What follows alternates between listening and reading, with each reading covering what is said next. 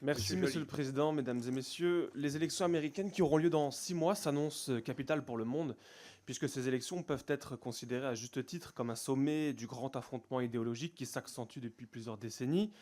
Le conflit entre les défenseurs de la nation, des racines de la civilisation occidentale et de ses traditions, et les partisans du village-monde globalisé et déraciné. Tout le monde ici comme là-bas l'a parfaitement compris, cette élection aura des répercussions considérables sur la direction que prendra le monde pour le reste du XXIe siècle.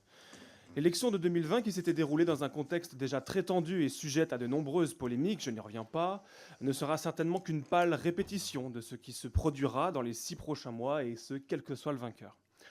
On le voit bien, il s'agit d'une opposition sans merci, où tous les coups sont permis sur le plan médiatique, politique et judiciaire pour l'emporter.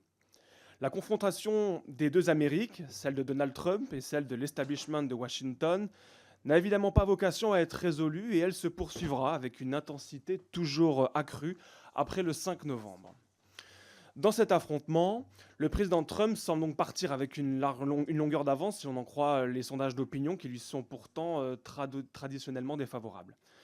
La capacité de Trump à conserver et mobiliser son électorat dans les swing states ouvriers de la Rust Belt et sa résilience unique dans l'histoire des démocraties occidentales face à toutes les attaques depuis bientôt 10 ans lui permettent encore, contre toute attente, de pouvoir briguer un nouveau mandat à la Maison-Blanche.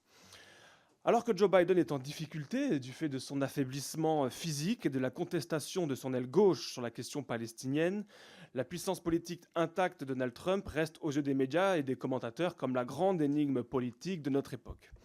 On le voit bien encore au cours de cette commission avec nos 3 invités, spécialistes des questions américaines, qui, je le précise, affichent pour certains un tropisme pro-démocrate particulièrement marqué.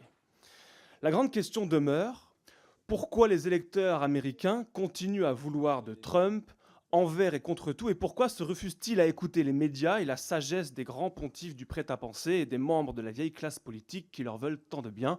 Je crois que la réponse est dans la question. Je vous remercie.